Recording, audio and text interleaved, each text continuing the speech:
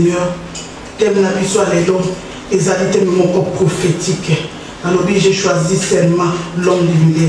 Peut-être que Bamoussous Baponaki m'a présenté trois numéros. Normalement, quand la Bible déclare, quand on vous présente quelque chose, si on va présenter trois chemins. Hier soit le qui me non, n'a la qui sur chemin oyo, mais pona oyo. Après si même il y a privilège à Koloba, n'a la lobby pona chemin oya malam. Bien aimé avant de commencer, tant baza pour présenter biso numéro 3. Balobi na tierce balobi pona numéro 1 2 3 nanyango akoki ko pona numéro oyo ya malamu oyo voma ke sengela ka pona pour azwa a gagner loterie. On nous présente aujourd'hui trois numéros. Numéro 1 2 3 balobi pona oyo ya malamu ndana yo toyebi na pesi bino devoir pour pona numéro 1 ou 2 ou 3 nana lingi numéro 4 moko chiffre moko nde baseli na biso to pona lelo. Bien aimé dans le Seigneur, Bamoussous Bakolbanga na poni numéro 3 pour na moni 3 ezali mingi. Bamoussous Bakolbanga na poni numéro 1 pour balobi no nazala le premier. Bamoussous Bakolbanga na poni numéro 2 mais bayebi et le classement ya numéro ngo ezali ndenge nini. Bien aimé dans le Seigneur, Bible tali sibiso sujet na l'histoire de l'homme ezali boy na verset de base na l'histoire ezali na Luc 23. Alléluia. Pour nous rappeler notre premier numéro ezali numéro ya gauche, deuxième numéro ezali numéro ya chemin du milieu, troisième numéro ezali numéro ya droite. L'homme du milieu c'est qui? C'est un homme extraordinaire, rempli de toute capacité divine.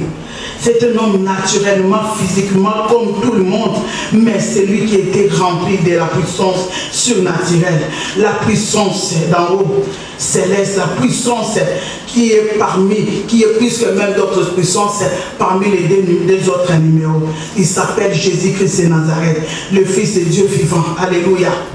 Tandis que celui de droite, c'est celui de gauche et celui de droite, ce sont les deux malfaiteurs. Alléluia.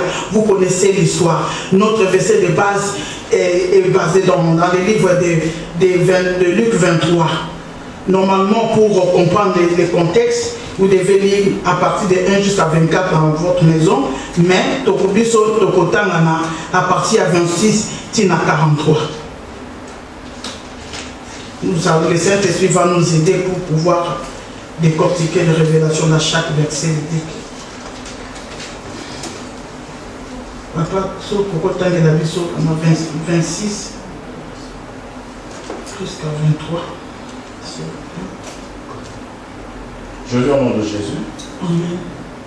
Comme il amenait, ils prirent un certain Simon de Cyrène qui revenait des champs et ils le chargèrent de la croix pour qu'il la porte derrière Jésus. Il était suivi d'une grande multitude de gens du peuple et de femmes qui se frappaient la poitrine et se lamentaient sur lui. Jésus se tourna vers elle et dit, « Fille de Jérusalem, ne pleurez pas sur moi, mais pleurez sur vous et sur vos enfants. Car voici des jours viendront où l'on dira, heureuses les stériles, heureuses les entrailles qui n'ont point enfanté et les mamelles qui n'ont point allaité. Alors ils se mettront à dire aux montagnes, tombez sur nous et aux collines, couvrez-nous. Car si l'on fait ces choses au bois vert, qu'arrivera-t-il au bois sec? » On conduisait en même temps deux malfaiteurs qui devaient être mis à mort avec Jésus. Lorsqu'ils furent arrivés au lieu appelé Crâne, ils le crucifièrent là, ainsi que les deux malfaiteurs, l'un à droite et l'autre à gauche. Jésus dit, « Père, pardonne-leur car ils ne savent pas ce qu'ils font. » Et ils se partagèrent ses vêtements en tirant au sort. Le peuple se tenait là et regardait. Les magistrats se moquaient de Jésus, disant, « Il a sauvé les autres, qui se sauve lui-même s'il est le Christ, l'élu de Dieu. » Les soldats aussi se moquaient de lui, s'approchant et lui présentant du vinaigre, ils disaient, « Si tu es le roi des Juifs, sauve-toi toi-même. » Il y avait au-dessus de lui cette inscription, « Celui-ci est le roi des Juifs. » L'un des malfaiteurs crucifiés l'injuriait, disant, « N'es-tu pas le Christ? Sauve-toi toi-même et sauve-nous. » Mais l'autre le reprenait et disait, « Ne crains-tu pas Dieu, toi qui subis la même condamnation? Pour nous c'est justice, car nous recevons ce qu'ont mérité nos crimes. Mais celui-ci n'a rien fait de mal. » Et il dit à Jésus, « Souviens-toi de moi quand tu viendras dans ton règne. » Jésus lui répondit, « Je te le dis en vérité, aujourd'hui tu seras avec moi dans le paradis. Il était environ la 6e heure, et il eut des ténèbres. 43. Amen, amen, amen. On a comprendre la révélation à l'élo. Nous avons relaté Pilate a monaki Yesu Masia, azalaki sembo devant les gens. Azalaki na faute ata mukete. Ba memi liboso ya bato. Ba lobi yo kata likambo il faut moto yo akufa. Ba atali moto lobi me eloko nini asali. Ma papesa ki bato. Misi apesa ki bato. Azo kangola bato. Azo sekwisa bato. Na boni eloko nini oyo moto yo asali te. Ba lobi pa Pilate ba memi pa ya Hérode. Hérode atali il n'a rien fait. On passe à la digne Yakokufa boye asali eloko mon côté. Nini siko yo na sala. O ya keye pa ya Pilate. Hérode azongi sali soute pa ya Pilate. Ba comme si Yesu ko la ping pong. Yesu Masia baboni bomoto baboni bonzambe kati na ye baboni eloko mon côté bien aimé dans le Seigneur. Ava entre parenthèses Zambe aza kotali sabiso soki osali eloko mon côté osana faute mon côté atozo do se retrouver liboso ya maçon atozali pa ya ba sorcier bakotala nanu péché nini oyo koki ko attirer bango ko baboma yo. Alléluia. Avant Zamba zotali sabiso révélation oyo tosala ki attention te. Bien aimé dans le Seigneur, bakoloba meno yo boma yo kuna habité. Puis c'est Zamba qui ya innocent. Makila ya sec et gangaka. Bien aimé au sali le côté. Makila mwana bébé sali le côté et ko ganga. Lokola makila ya avec et gangaki. Pour asa innocent. Il y a un moment où ils avaient du mal maintenant pour prendre des décisions.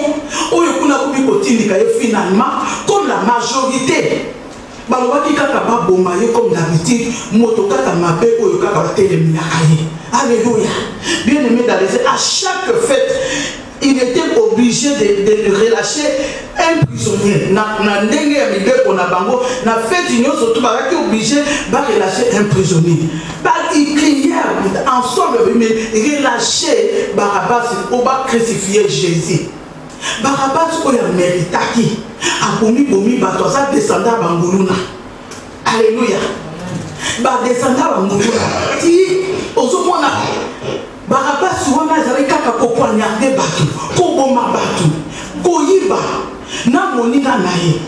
Mais balobi ba relâcher bango mais pas boma Yesu Masia. Malgré Pilate ayoka amoni kaka moyete amoni ba mingi ba tali babino 600 personnes 80 bazo crier kaka boma force wana ya pression albi bo sala eno bo mema kaka na quoi. Bien aimé dans le Seigneur, ce qui nous a mis à l'idée à saler le moko, on va même dans la situation moko juste au bout. Au bout d'un même la bateau, on va intervenir pour nayo, au calme. Bazo ko sale lo ko mon côté bato yo bandaki bolisa bazo sale lo ko mon côté bazo monondele bazo leka na yo na ba police boye bazo tala yo nzoka ezalaki likambo moko nzambe alingi okomati na suka po ya lakisa que ya nzambe ya bagiste. Alléluia. C'était dans le plan du Seigneur. Bien aimé dans le Seigneur. A autongito au fungo la révélation. Seigneur, tous ces manœuvres, il était déjà dans le plan du Seigneur. À la mort, afin qu'il rentre dans la tombe pour, après 3 jours, qu'il soit ressuscité. Oh, l'homme de Galilée, le fils de l'homme, mourra 3 jours. Après 3 jours, j'ai ressuscité. Missionnaire. Il y a un moment où il y a un silence. Ça soit qui déjà force tango à qui n'a 40 jours na ngomba Golgotha ba bimelié Elia bimelié na Moïse na ko faut faire le fait il faut que les tina souka. Bien aimé dans le Seigneur, ce qui te ressemble nos autres que l'eau moko ou arracher les bottes na yo passer yaka au comment la Saint-Esprit ko ba kende yo nos amos santu na bottes na yo il faut que les soko sali bodi bottes mo me ko kangola et ça là qu'il faut arracher les so bien aimé dans le Seigneur. Il devait arracher la clé de la mort. Apota na kati ya kunda azala le nez parmi les morts. Abimisa clé wana kona ba oyo ba konjoyer ba kondimela ye bazala na bomo ya seko. Alléluia. Nzambe azotalisa biso lelo na dimension oyo ya famille, na dimension ya bana oyo ya biso akolekisa biso na chemin oyo ya pasi. Bien-aimé, soki oza na Yesu okoleka na chemin oyo ya persécution.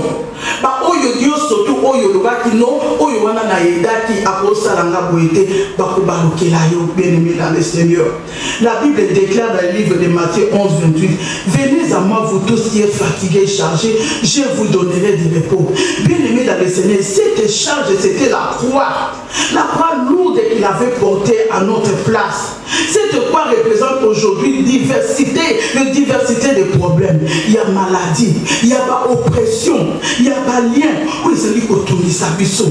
Il s'est chargé de nos fardeaux, ainsi de nos maladies.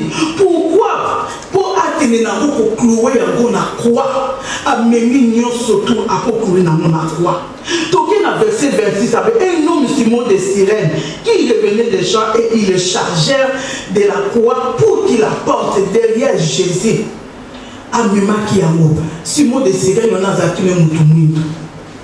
Bango batie mon apôtre mondeli. Mais amima qui croit Yesu ayebisa ki alobi non.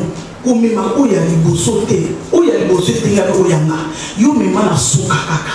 Tikana kilonga na mema. Bien-aimé, yango lobi venez à mon frère fatigué et chargé.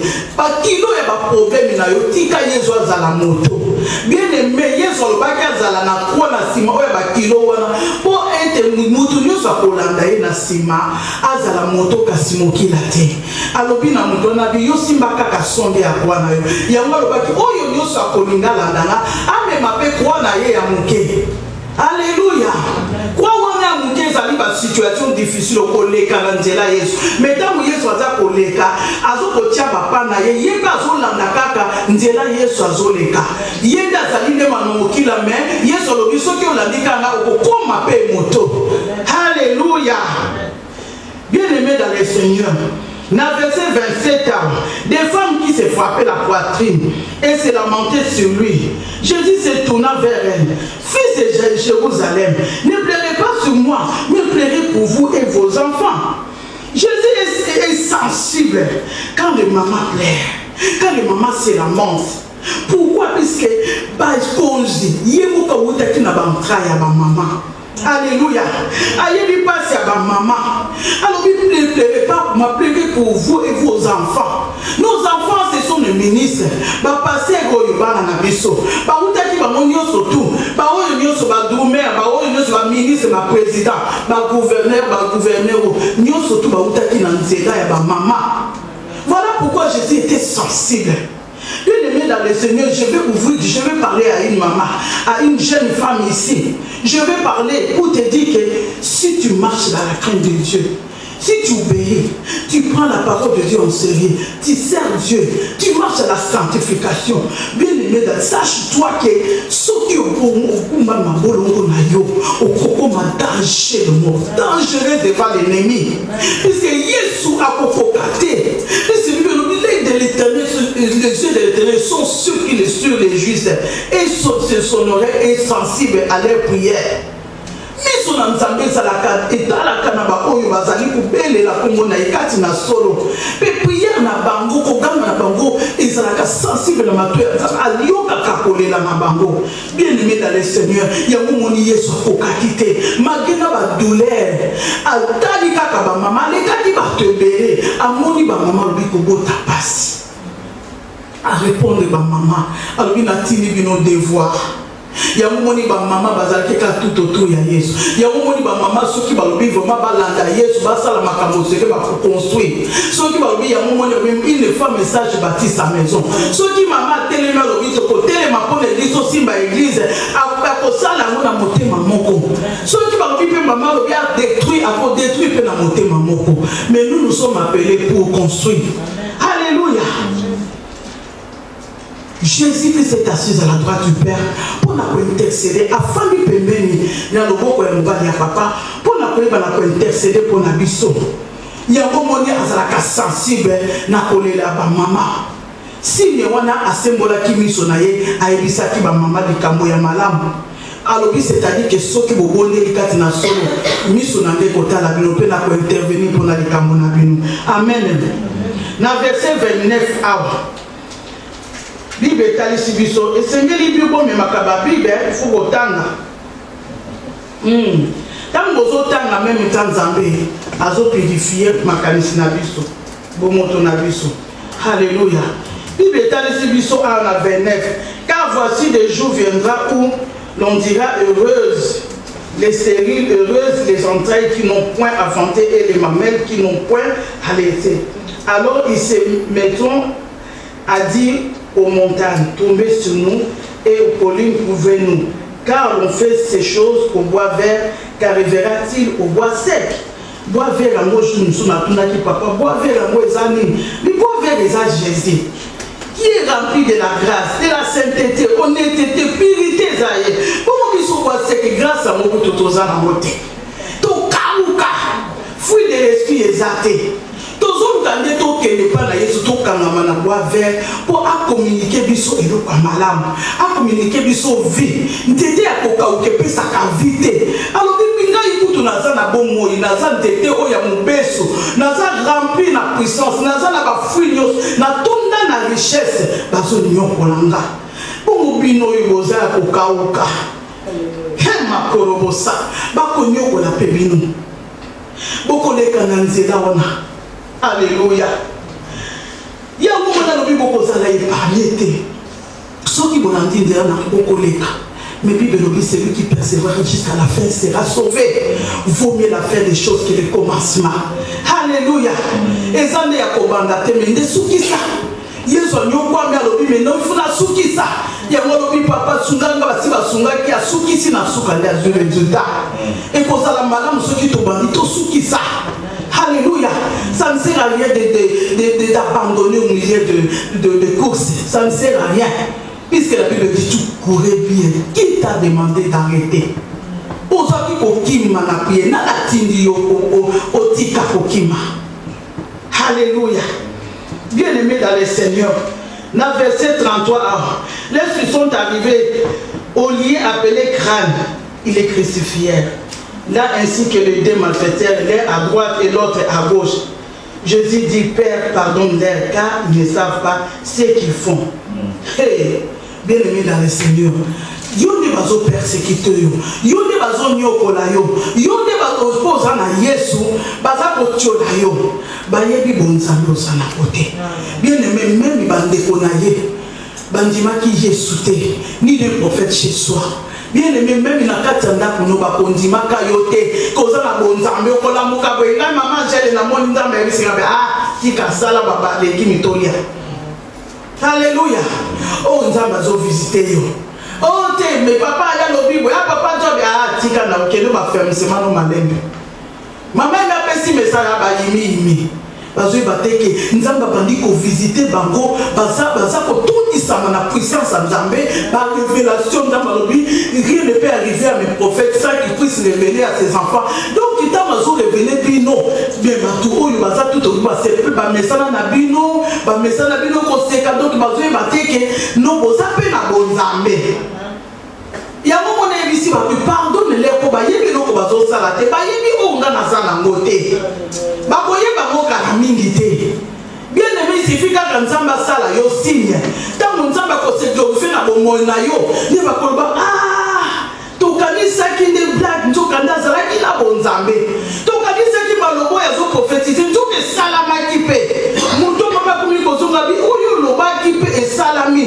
To kanisa la qui signe Nzambe. Bien aimé, persévérer dans le Seigneur. Alléluia. Ainsi il était. Les malfaiteurs crucifiés, l'injurieux disait, n'es-tu pas le Christ? Sauve-toi toi-même et sauve-nous.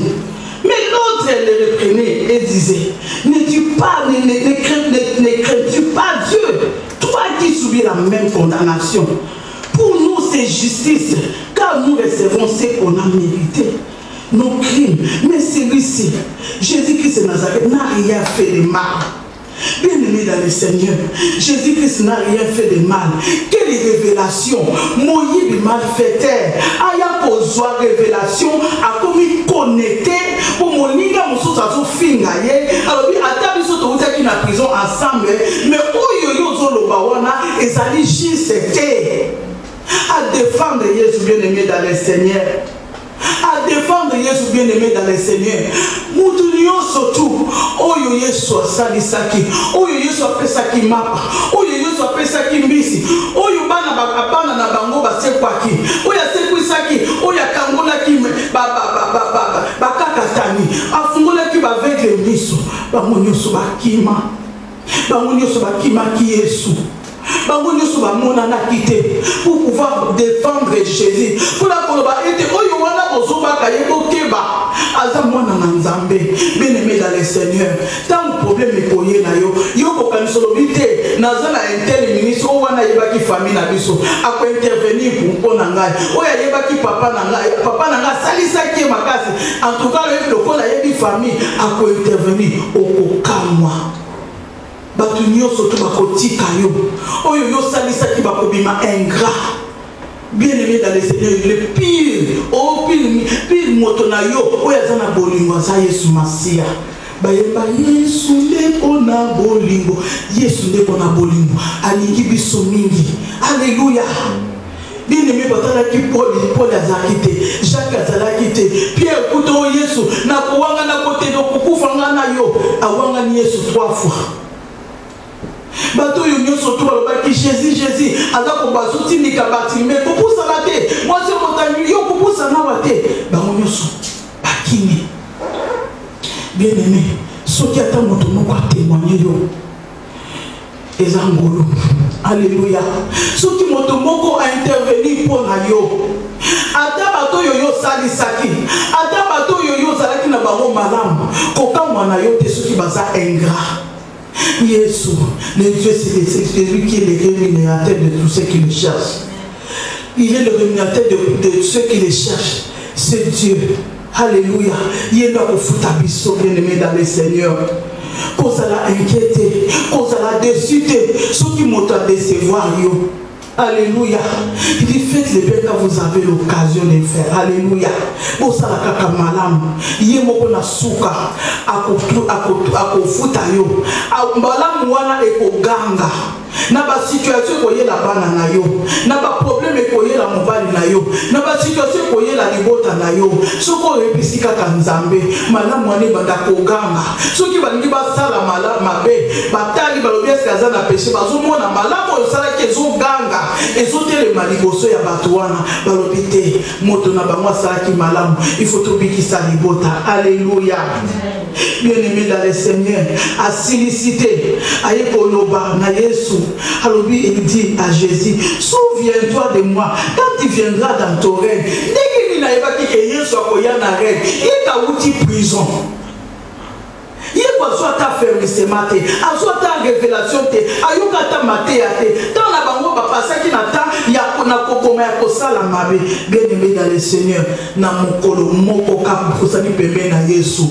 Yeba kata bozami bali moko akozwa révélation moko akozala esprit ya Satana. Yango Yesu azalaki na milliers na bango. Alobi ou bien ngai ou bien yo. Bazaki baninga mibale bien-aimé dans le Seigneur. Nengina loba eloko moko awa. Mais c'est lui qui a fait le miracle, l'homme du millier, Jésus le Tout-Puissant. Les deux malfaiteurs représentent aujourd'hui les voleurs. Maman Soko et Bazami Mama Bébé. Bazalaki possèdent la bêtise ensemble. Ils volaient ensemble. Ils fumaient ensemble. Bazot passaient temps à bango ensemble. Mais ils se sont retrouvés côte à côte. Na Yesu Masia, wapi na croix. Bien-aimé dans le Seigneur, est fait de crucifier la personne sur la croix. Et ça dit signe de malédiction. Natango ya ba Saint-Testament. Et ça dit signe de malédiction. Parfois, ils se sont partagés sur les vêtements. Donc, on a tirage au sort. On a occupé ça, on va passer les vêtements. Bien aimé, il y a kaka lingwana pour garder kaka ni atikala ki nu. Il a porté nos nudité, il a porté nos maladies, il a eu l'infirmité na biso. Jésus-Christ, il s'est laissé aller. Alors oui, mais nous n'avons pas parce que à perdre sainteté, à perdre dignité, à perdre gloire, tant qu'on va s'en bilamba, parce qu'on bilamba au centre, on a yoto la tailamba, mosantu lelo remachente robosanta baza kolongola Yesu elamba mosantu pona ngana yo po lobino tika kolongola po bango oyo bakoyambanga balatelamba mosantu. Nous n'avons plus droit de pécher. Nous n'avons plus droit de mentir. Nous n'avons plus droit de se livrer. Puis ne livrez pas de vin, mais soyez remplis de Saint-Esprit. On a l'intérêt à marcher dans la crainte de Dieu. On a l'intérêt à témoigner Jésus. On a l'intérêt à évangéliser, à se contenter de choses de Dieu. Alléluia. Ngana yo sikoyo azu oner na ye asopi yango na mabele na yango naza kokamba naza kolobela na bandeko na biso basi toza na droite ya kotikalaka kotambolaka nzoto bolungu kotambolaka demini puisque Yesu Masia alakisi biso ke ye atikalaki bolungu mpo na biso esengeli to conserver to garder nzoto na biso. Il dit votre corps c'est le temple du Saint-Esprit. Si cette temple j'ai bâtirai mon église. Alléluia. Vous êtes de pierre. Tozali ba pierre, tozali banga o Yesu. Akotonga église na ye, akotia makabo na ye. Tozala droite ya kopéché puisque asa soit qui nyonso. Alléluia. Asa soit qui nyonso, bien-aimé dans le Seigneur. Aye kotala boya ye koloba boya lobi soki yebaka lelo ngana yo na kokoko kende elongo na ngai. Il dit à Jésus, souviens-toi de moi quand tu viendras dans le. Et Jésus a répondu, sache-toi, dans le dernier verset 43, Jésus lui a dit, je te le dis en vérité, aujourd'hui tu seras avec moi dans le paradis. Bien-aimé dans le Seigneur, apporte mokota inauguré paradis. Mon côté bazala qui va biko kende liboso za kokoma te ezate ba we babanda ki liboso nde bangonde ba kokoma moto ya suka oyo akomi oyo a hérité paradis liboso moyibi malfaiteur azungolo efe ya koloba ozo banga nzambe te ozo banga nzambe ta lobiki ya zande mwana na nzambe ozo banga yetu za koloba biso nde moto ezala ki faute soto mérité. C'était une façon de confesser devant Jésus. Bien-aimé dans le Seigneur, si tu confesses le Seigneur Jésus-Christ de ta bouche, si tu crois que Dieu l'a ressuscité de mort, tu seras sauvé. À confesser Yesu Masia na monoko na ye, na moment na Yesu ataya lobi motema na lobi yo kozala nanga, sache-toi. Yeba ko kozala nanga elongo na paradis. Mais moto yo kutu azofinga Yesu. Ye kutu déjà ba fungoli ye porte ya life. Et ça déjà disponible. Pour ce cas matimba la moko lobi le kabo. Puis c'est inutile, c'est irrécupérable. Au bana lipuni mobi atoko to teiba mone di ba pona vraiment chemin na bango ya mabe. Bazali. Bien aimé awa nzamba ngo tali sabiso we. Alobi ngai na yo. Bible tali sabiso lobi le salut est individuel. Papa te yaki alobi metango nzamba ngia kitisa lobiko akotala collection te akotala batube akotala mutu moko selon marche na ye.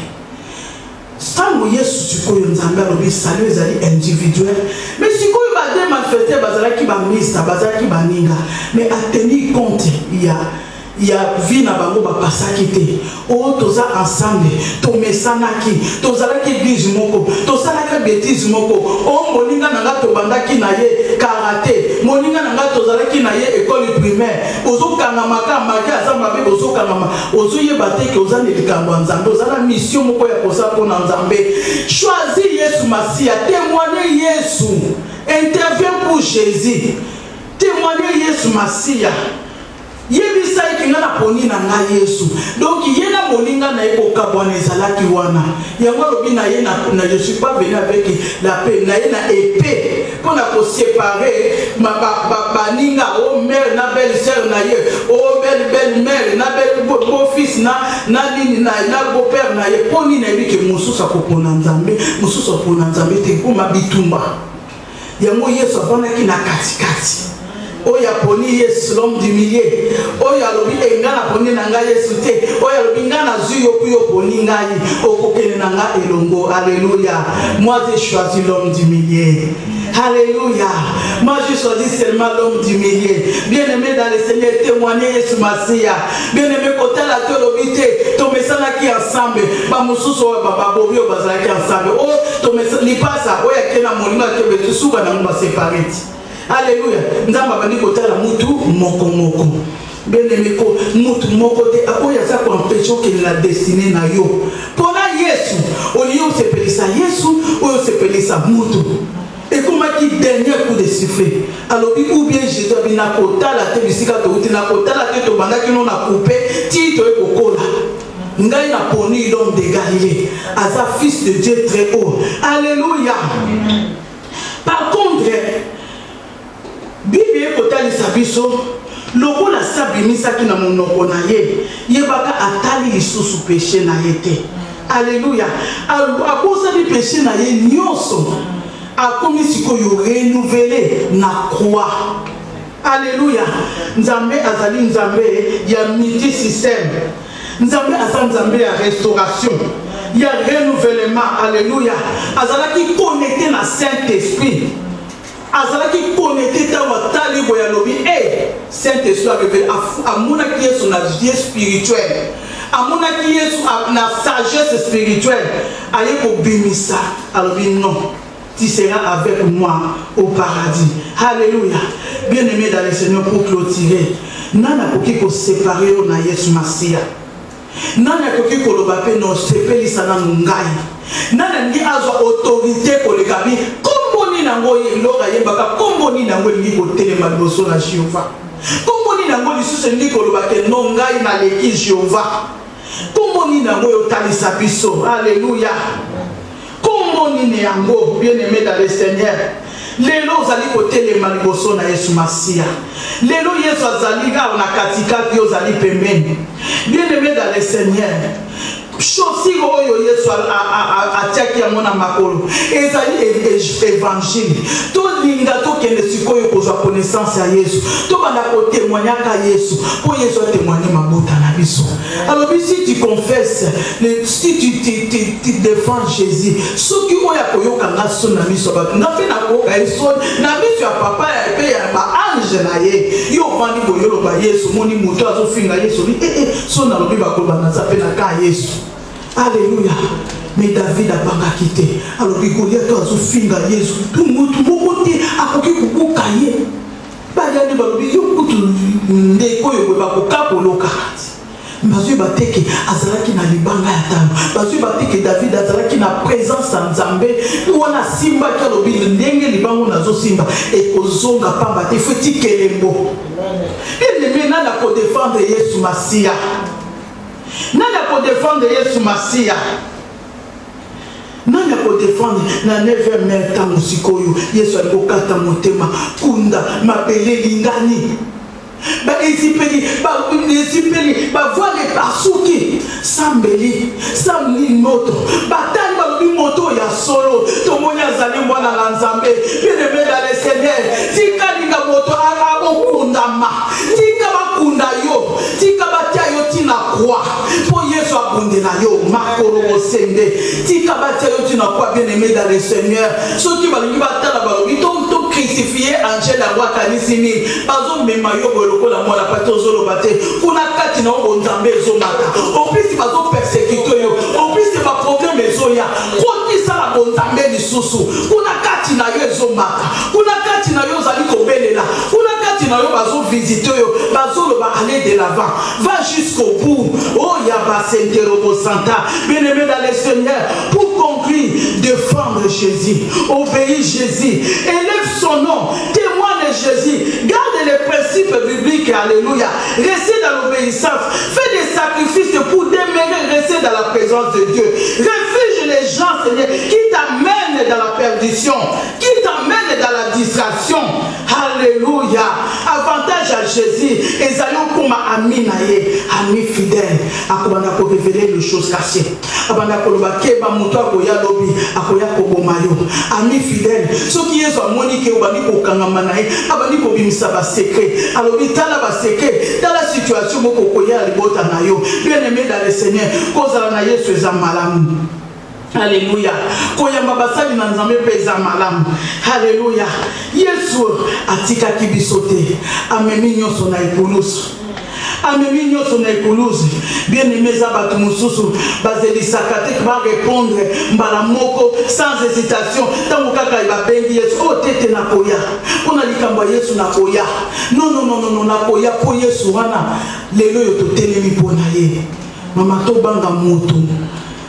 Tobanga Yesu akoki kolongola molimo penzota bomi ke moto yokuta kosala eloko moko te oza vraiment na beto hôpital balobi entre la vie et la mort obeleli kombo na ekuta okufi bien po balie na ndenge ya koboma mais soko obeleli kombo na Yesu po yabengaka liwa yabengaka kufa résurrection yabengaka maladie au guérison Yesu Masia azanzambe ya dimension nyoso bien-aimé dans le Seigneur ezalaki interpellation nzambe na boningo alobi nzambe etitika ete oyeba lisusu na kotombola Yesu lisika nyoso yozo kende tangu yozo kende kotombola Yesu na yo tangu yozo yoka Yesu soni te bien-aimé ata mwana na yo azasoki wapi yozo yeba te alobi te si oyo mwamana ya atombola kangai il faut na intervenir le plus vite puisqu'il y a lobby l'ange de l'Éternel il campe autour de ceux qui les craignent pour les arracher du danger. Sa mère me craint, son père me craint,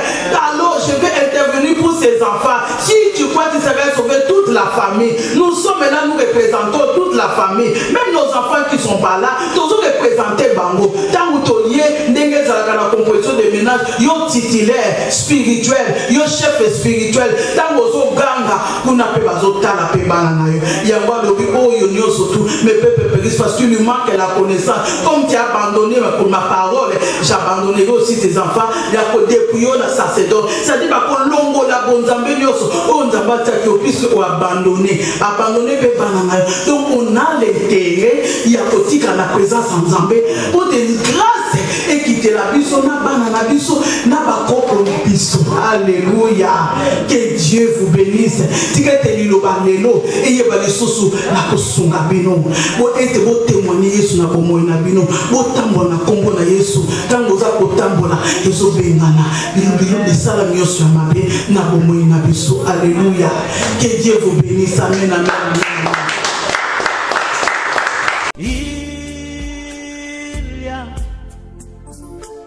Espoir,